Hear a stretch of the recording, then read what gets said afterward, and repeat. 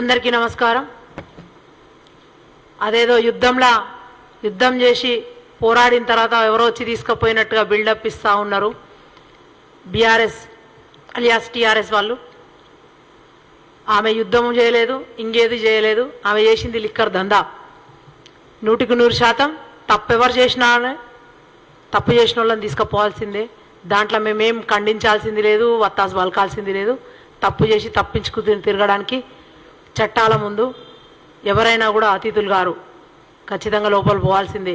ఈమెకి తెలుసు, ఈ ఎపిసోడ్ అంతా తెలిసి ఢిల్లీలో టెంట్ వేస్తుంది. ఒకసారి పోయి మహిళా రిజర్వేషన్ అంటది, మధ్యప్రదేశ్ పోతుంది బీసీ రిజర్వేషన్ అంటది, ఇక్కడికి వస్తుంది రోడ్ల మీద ధర్నా చౌక్లో కూర్చొని వాళ్ళ పక్షాన వీళ్ళ పక్షాన సపోర్ట్లు కొట్టుకుంటా డాన్సులు చేసుకుంటాం. మొన్న వెనకంగా ఆమె పోతుంటే సోషల్ మీడియా వాళ్ళైతే మితిమీరి వెనకాల రీల్స్ వేస్తుంటారు. దండాలమ్మ ఉండాల, ఏం మంచి పని చేసింది ఆమె, దేవుని బిడ్డలాగా చేసిండ్రు.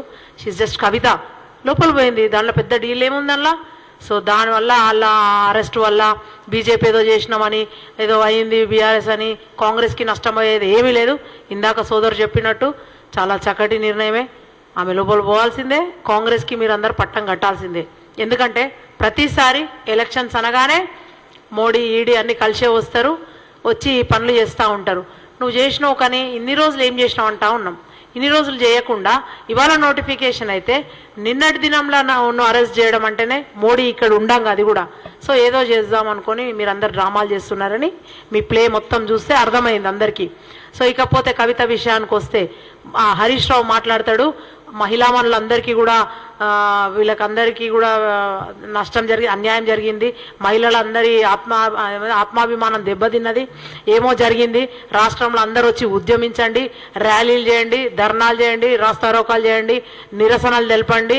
What the hell you are talking mister Harish Rao? ఎందుకు చేయాలి? ఏం చేసిందని చేస్తారు? అది మన ఉద్యమమా?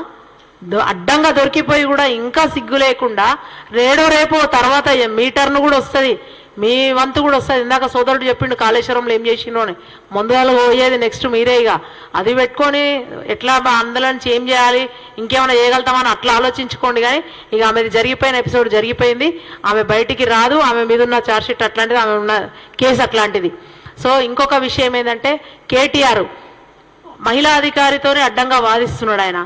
ఎందుకు? అప్పుడు నిన్నటి చూసిన తర్వాత కేటీఆర్ మొహంలో రక్తపు చుక్క లేదు. అది చూసిన తర్వాత క్యాడర్ అంతా ఆగమవుతున్నారు. ముందుగా ఏమైనా చేయాలనుకుంటే మీ క్యాడర్కి చెప్పండి, మీరు అట్లా ఆగం కావద్దు. మన కవితక్క నిప్పు కనిక, శుద్ధ పూస, చాలా సొక్కం పూస, ఆమె బయటకు వస్తుంది అని తప్పు చేయని తింటే అట్లా చెప్పండి. అట్లా కొంచెం ఏమన్నా వాళ్ళకు మంచిగా అనిపిస్తుందేమో. అది వదిలేసి మీరు ఇష్టం వచ్చినట్టు ఇష్టారీతిన మరలబడి మాట్లాడడం, ఒక మహిళా అధికారి మీద మీరు ఆర్గ్యుమెంట్ చేసిన పద్ధతి మేము ఖండిస్తూ ఉన్నాం.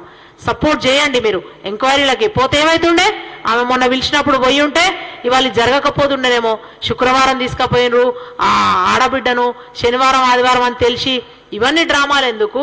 మీకు తెలుసు వాళ్ళు వస్తారని తెలుసు, పట్టుకపోతారని తెలుసు. మరి మొన్ననే పోయి ఉంటే 19 తారీఖు దాకా ఆగుదురేమో, ఇంకా ఎంక్వైరీ ఫర్దర్ ఎంక్వైరీ కోసం పోస్ట్పోన్ చేస్తురేమో. చేయాల్సిందంతా చేసుకొని ఇప్పుడు ఏడ్చి ఏమో అంటారు చూడండి సానుభూతి కోసం అని. ఇక్కడ తెలంగాణ సమాజం ఏమి ఎడ్డోళ్ళు కాదు. ఎవ్వరికి కూడా ఆ కుటుంబం అన్నా ఆ కుటుంబంలోని వ్యక్తుల మీదనైనా కించిత్తు సానుభూతి కూడా ఏం చూపాల్సిన పని లేదు. ఇకపోతే మహిళల గురించి మాట్లాడుతూ ఉన్నాడు ప్రతిసారి. ఏ మహిళ కూడా దేశంలో కానీ ప్రపంచంలో కానీ ఏ మహిళ ఇంత తప్పుడు పని చేయలేదని చెప్తా ఉన్నాం హరీష్ రావు గారు. అక్కడెక్కడో ఆ దేశంలో ఒక్క మినిస్టరు ఒక చిన్న వైన్ బాటిల్ $1500 తీసుకున్నందుకు బర్తరఫ్ చేసిండ్రు. అట్లాంటి చరిత్ర ఉంది. అట్లనే ఇక్కడ కూడా ఈమె ఇంత పెద్ద స్కామ్ చేసి ఏదో 100 కోట్లు 200 కోట్లు కాదు, నేరుగా ఆమెకి 21,000 కోట్ల ఇన్వాల్వ్మెంట్ ఉంది, ట్రాన్సాక్షన్ జరిగినాయని వాళ్ళ దగ్గర సుబూతులు గవాయిలు అన్ని ఉన్నందుకే పట్టుకపోయిన ఉత్తగా పట్టుకోలే. సో ఎడ్డి వాళ్ళలాగా పత్తిత్తు పలుకులు వాగితే ఎవరు నమ్మరు. ఇక్కడ ఒకసారి మీరు ఇన్ని రోజులు విర్రవీగిన 10 ఏళ్ల సమయంలో ఎవరేం చేయరు మమ్మల్ని అని. కాలం ఎప్పటికి మీదే ఉండదు, మా టైం కూడా వస్తుంది అని చెప్పేసి మేము కూడా అంటా ఉన్నాము. బీజేపీ వాళ్ళకు కూడా అదే విధంగా హెచ్చరిస్తూ ఉన్నాము. ఏదైనా ఉంటే ఇట్లా డ్రామాలు గీమాలు చేయకుండా మిగతా వాళ్ళందరినీ కూడా తొందర పట్టుకపోయి లోపలేయండి. కాళేశ్వరం మీద మొన్న కాకు కూడా నివేదిక ఇచ్చింది. కేంద్రంలో మీరే ఉన్నారు, వాళ్ళని కూడా మిగతా ఫ్యామిలీ మెంబర్స్ కూడా బాధపడుతున్నారు. అందరూ ఒక దగ్గర కూర్చుంటారు, జర వాళ్ళని కూడా పట్టుకపోండి అని చెప్తా ఉన్నాము. Thank you.